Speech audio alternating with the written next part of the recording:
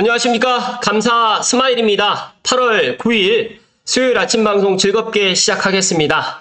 오늘의 한 줄 명언은 시간은 가장 희소 가치가 있는 부족한 자원입니다. 피터 드러커. 감사 스마일도 가장 중요한 게 저는 돈보다 시간이라고 생각합니다. 오늘 8월 9일 주어진 이 하루, 이 시간 소중하게 값지게 사용하셨으면 좋겠습니다. 방송 전에 한 가지만 말씀드릴 게 있어서요. 마코쌤의 소소 생각에 이제 브랜드가 무엇일까요? 라는 이 이야기가 있어서 한번 이야기 좀 드려볼 수 있도록 하겠습니다. 브랜드는 진정성 있는 내 모습을 그대로 보여주는 것입니다. 내 경험, 내가 걸어온 길, 지금의 나, 그리고 앞으로 나아가고자 하는 길. 그것이 정렬이 되면 강렬한 빛이 되어 진정한 브랜드가 됩니다. 라고 이야기를 해주셨습니다. 감사 스마일도 제가 어제 이 내용을 접하고 감사 스마일이라는 브랜드는 무엇일까? 제가 아침마다 방송을 하고 있는데 감사 스마일 TV, 감사 스마일이라는 브랜드가 과연 진정성 있는 내 모습을 그대로 보여주는 것인가? 또 내 경험과 내가 걸어온 길, 또 지금의 나, 앞으로 나아가고자 하는 이 길을 감사 스마일 TV에 이야기를 제가 하고 있는가? 한번 되물어보고 싶었고, 또 감사 스마일 TV를 애청하신 분들께 이 브랜드에 대해서 또 본인들이 또 생각하고 있는 그런 좌우명이라든지 그런 브랜드가 분명히 있을 겁니다. 그런 것들을 지치지 않고 꾸준하게 해 나가시라는 말씀 오늘 감사 스마일이 콕 하고 이야기 드립니다. 오늘 방송 드릴 주제는 조금 반가운 소식입니다. 네, 서부선 도시철도 실시 협약을 갖다가 지금 했다라고 서울시에서 지금 발표를 했습니다. 관련해서 빠숑의 세상 납작이 블로그 글과 한우진 시민기자님의 제 모습 드러내는 서부선 경전철 이 점을 주목하자 이 신문기사 이 두 가지를 가지고 오늘 아침에 이야기를 좀 드려볼 수 있도록 하겠습니다. 시청하시기 전에 다들 아시죠? 네, 구독과 좋아요는 감사 스마일이 방송을 하는데 큰 힘이 된다는 말씀 드리고 시작합니다. 네, 일단은 빠숑님의 블로그 어제 저녁에 이 글이 올라왔습니다. 8월 3일 날 서울특별시 공고 서부선 도시철도 민간투자사업 실시협약을 했다. 행정예고를 했다라는 이런 공문인데요. 일단은 뭐 사업의 취지라든지 주요 내용, 실시협약안 이런 것들이 쭉 나와 있는데 의견 제출까지 8월 23일까지 다음 사항을 기재한 의견서를 작성해서 서울특별시장에게 제출하여 주시기 바랍니다. 라고 지금 이렇게 되어 있는데 이게 내포하는 의미가 있습니다. 이 행정예고라는 거는 이제 사업자와 협상을 사실상 마무리하고 본 계약에 해당하는 실시 협약을 맺기 위한 사전 절차라고 합니다. 그래서 이후 문제가 없다고 하면 다음 달 안으로 그러니까 실시 협약까지 체결하게 되는 것이라고 합니다. 그러니까 늦어도 9월 안에는 이제 서부선 도시철도가 실시 협약을 하게 되고 올 하반기에는 착공이 들어가지 않을까 그렇게 생각을 합니다. 총 연장 15.8km 16개역을 지나는 서부선은 서울 3대 도심 권역 중 한 곳인 여의도를 관통합니다. 게다가 경전철 최초로 급행열차도 좀 도입한다고 합니다. 공사기간은 총 6년으로 올해 안에 착공을 할 수만 있다면 2029년 말에 탑승이 가능할 것이고요. 또 서부선에 또 주목해야 할 이유는 완전히 확정된 노선이고 곧 착공을 할 예정이며 2030년 안에 사용이 가능하고 16개의 역세권이 모두 서울 한가운데 있는 지역이면서 무엇보다도 1호선, 2호선, 6호선, 7호선, 9호선까지 5개 노선으로 환승이 가능하기 때문에 상당히 파급력이 높은 노선이다. 여기에서 추가적으로 이제 서부선에서 이제 고양 은평선까지 아마 연결될 계획을 갖고 있는데 아마 평면 완승이 될지 직결 완승이 될지 이게 지금 이제 초미의 관심사인데 감사 스마일 생각했을 때는 직결로 가지 않을까 그렇게 생각을 합니다. 일단은 디테일한 분석을 갖다가 한우진님께서 서울시에 기고하는 칼럼이 가장 좋다고 빠숑님께서 이야기를 해주셨는데 제가 한번 간단하게 살펴드리면 이 기사가 작년 7월 26일 날 나왔던 기사입니다. 그럼에도 불구하고 환경영향평가를 통해서 알아보는 서부선 제가 생각했을 때 저도 이제 한우진 기자님의 이런 철도 관련해가지고 지난번에도 한번 인용을 해서 이야기를 드렸었는데 대곡 소사선 때 한번 제가 이야기를 드렸던 것 같은데 정말 이런 철도 부분에 있어서는 엄청난 그런 내공을 갖고 계신 분입니다. 그래서 감사 스마일도 제가 설명란에 링크를 걸어 드릴 테니까 꼭 제 방송 보시고 난 다음에 한번 꼭 참고하시라는 말씀 드리고요. 일단 서부선이 이제 작년에 이제 공람이 진행을 했고, 주민설명회도 개최를 했는데, 제가 알고 있기로 이제 주민설명회도 잘 마무리가 됐다라고 제가 이야기를 들었습니다. 어쨌든 간에 이게 작년 기사인데, 신림선과 서부선에 또 이런 비교까지 뭐 자세하게 나와 있습니다. 그래서 이것만 제가 간단하게 살펴드리고 가겠습니다. 일단 역수는 16개고요. 환승역은 37.5%, 환승 노선은 아까 전에 이야기 들었던 1호선, 2호선, 6호선, 7호선, 9호선까지 총 5개 노선이 환승이 되면서 길이는 15.6km, 전 구간 소요시간은 22분, 표정속도는 43.5km 좀 빠릅니다. 또 평균 역간거리는 1.4km, 1.04km, 그리고 주요 수요처는 대학교, 명지대, 연세대, 서강대, 상업지구는 신촌, 노량진, 업무지구, 여의도, 주거지, 그 다음에 차량 형식은 고무차륜을 지금 사용을 하고요. 보유 차량 수는 24편성 71량, 그리고 편성량 수는 3량으로 지금 되어 있는데, 아마 이게 3량으로 가지 않을까 그렇게 생각을 하는데, 내심 4량으로 증량을 하면 어떨까 생각을 하지만 이미 결정이 되어 있을 것 같고, 한번 이걸 또 지켜봐야 되겠지만, 고양 은평선 구간을 갖다 또 4량으로 또 하기는 쉽지는 않을 것 같은데, 아마 편성은 아마 3량으로 아마 가는 가능성이 높겠다라고 말씀 좀 드리고요. 편성 정원은 173명으로 지금 되어 있고요. 운전 방식이 이제 무인 운전입니다. 저도 이제 무인 운전이라는 건 이제 최근에 알게 됐는데, 어쨌든 무인 운전이라는 말씀 좀 드리고요. 차량 기지 위치는 수도자재관리센터 지하에 지금 중간에 위치를 갖다 한다고 합니다. 연장 계획은 종점 연장인 고양 은평선과 서울대 방면으로 해서 이제 연장 계획을 갖고 있고요. 승강장은 모두 상대식으로 해서 승강장이 지금 설치가 될 계획이고요. 민자사업자 서부도시철도로 지금 되어 있고, 사업 방식은 이원 분담형 민자사업으로 해서 BTO RS 방식으로 해서 30년으로 지금 그렇게 진행될 것 같습니다. 여기에서 이제 빠총님의 이제 기사를 갖다가 인용을 갖다가 일단은 제가 빠총님의 블로그 글을 갖다가 보는 것보다 일단 안웅진 기자님의 이 글을 갖다 토대로 조금 더 이야기를 드릴 수 있도록 하겠습니다.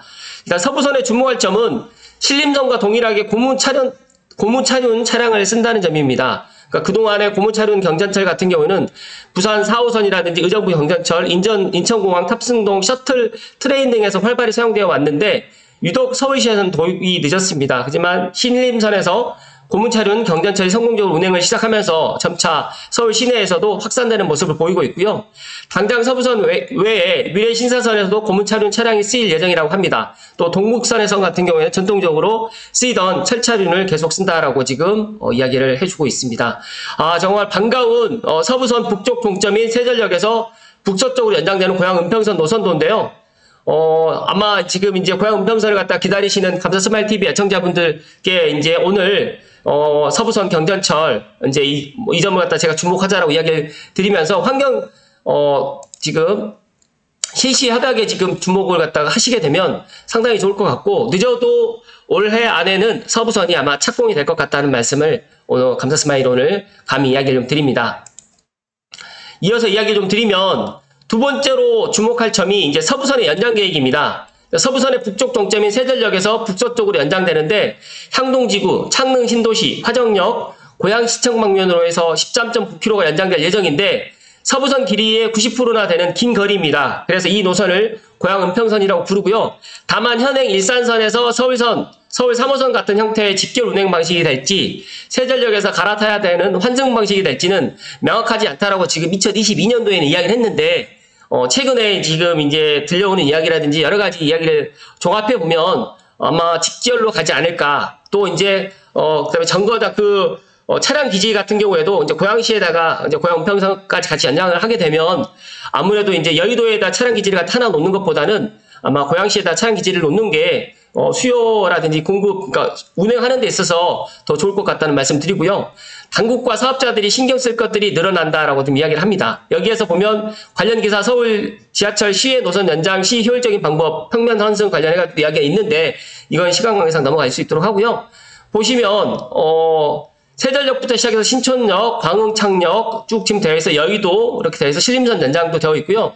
노량진, 장승배기, 그다음에 현대시장, 강남고려병원, 서울대 입구역까지 해가지고 되어 있는데, 보시는 것처럼 남부 연장 계획까지도 지금 되어 있습니다. 그래서 서부선 같은 경우에는 고양 은평선으로 해가지고 연장되는 방법도 하나 있고, 또 신림선으로 해서 관악산 주차장을 해가지고 남부까지 연장을 또 할 계획을 갖고 있습니다. 남쪽으로 연장되어서 신림선 관악산역까지 이어지는데, 이제 이런 것들이 아마 이제 들어오게 되면 서부선의 그런 파급 효과는 정말 높을 것이라는 말씀 좀 드리고요. 또 서부선 차량기지 위치 같은 경우에는 지금 수도자재관리센터 지하에 지금 계획을 갖고 있는데, 이것도 지금 확실히 결정이 지금 된 것 같은데, 어찌됐든 간에 차량기지 위치 변경이 또 주목된다라고 또 이야기를 했습니다.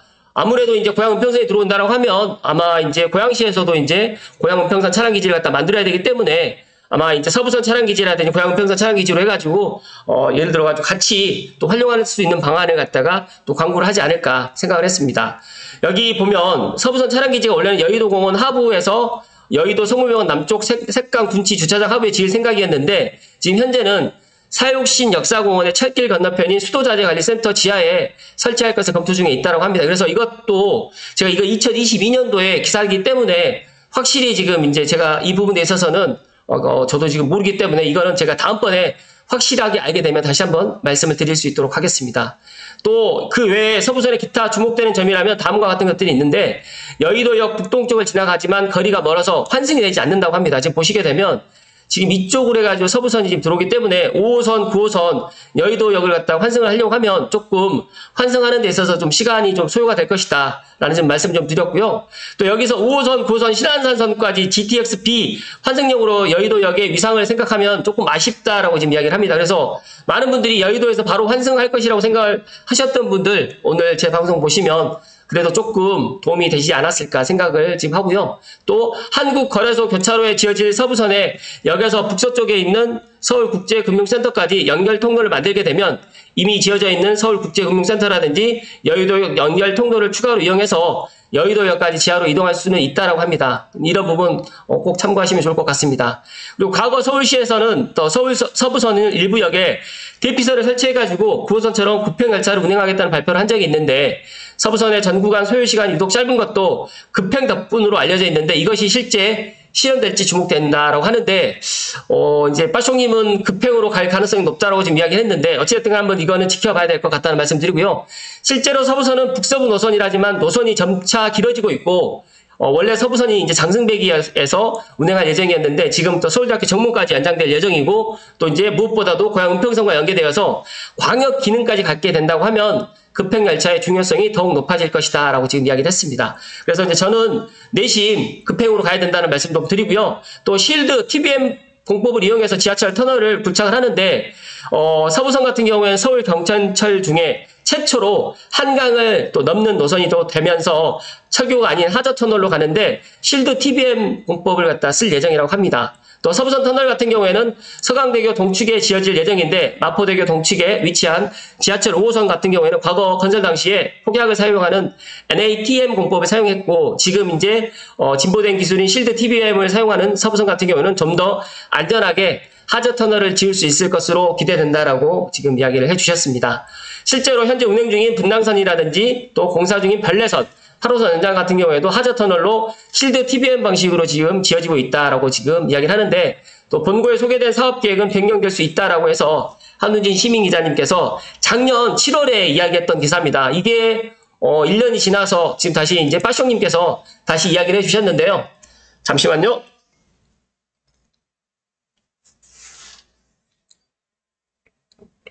정말 미래철도의 주인공이신 한우진님께 방송을 빌어서 다시 한번 감사의 말씀 좀 드리고요.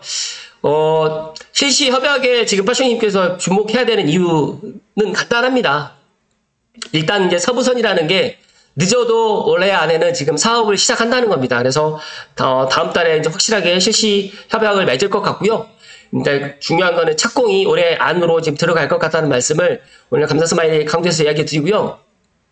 서부선 같은 경우에 이제 방금 전에 이야기 드렸던 한우진 기자님의 그 신문 기사 내용, 작년 기사 내용인데, 너무, 정말 1년이 지나서 이렇게 보더라도, 너무 정말, 그 기사 내용이 너무 좋다 보니까, 시간 지나서 보니까 더욱 재조명되는 것 같습니다. 많은 분들이 이제 고양시청으로부터 시작해서 세대역까지 지금 이제 환경영향평가가 지금 일시적으로 지금 중단되어 있다라고 지금 되어 있어서 많은 분들이 걱정을 하고 있는데, 서부선이 계획대로 지금 착공이 들어간다고 하면 이제 고향 은평선 같은 경우에도 같이 이제 발맞춰서 그렇게 지금 갈 것이다는 말씀을 강조해서 이야기 드리고요. 앞서서 이야기 드렸던 한우진 기자님의 신문기사 내용과 거의 비슷한 내용이고 거의 똑같다라고 보시면 될 것 같아서 제가 바로바로 지금 넘어 가는데, 그래도 한 번 더 이게 지금 이제 상대식 그런 정거장입니다. 그런 모습들도 지금 보여드리고요. 그리고 정말 몰랐던 내용들을 많이 지금 제 나름대로 지금 공부를 하게 되는데, 방송을 통해 가지고 제 나름대로 이제 우리 지금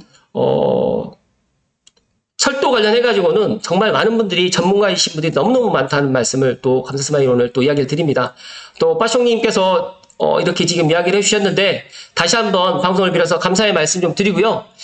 제가 어떤 이야기를 갖다 드리고 싶냐면, 이 서부선 경전철의 이런 파급 효과를 많은 분들이 이제 알고는 있으셨겠지만, 저는 가장 중요하게 생각하는 게, 이제 고양시 입장에서 이제 말씀을 드리면, 이제 서부선, 이 경전철이, 이제 직결 환승이 될지 평면 환승이 될지는 모르겠지만, 어찌됐든 간에, 저는 직결 환승이 될 것이다 라는 말씀 좀 드리면서, 창릉 3기 신도시를 관통하고, 이제 세저를 거쳐서, 가장 중요한 여의도, 우리나라 3대 업무지구인 강남과 그 다음에, 종로 광화문, 거기하고 이제 12D로 해가지고 지금 가는 여의도 업무지구로 해서 가는 것을 상당히 저는 주목합니다. 그래서, 그리고 이제 또, 서울대 입구까지 해서 엄밀히 따지게 되면 이제 강남까지 한 번에 종으로 가는 그런, 노선이거든요. 그래서 지금 종으로 가는 노선이 이제, 대표적인 노선이 이제 뭐 여러 노선이 있지만, 저는 이제 신분당선을 갖다 얘기를 많이 듣는데, 신분당선과 이제 대곡 소사선이 종으로 가는 거고, 이제 9호선이라든지 2호선 같은 경우는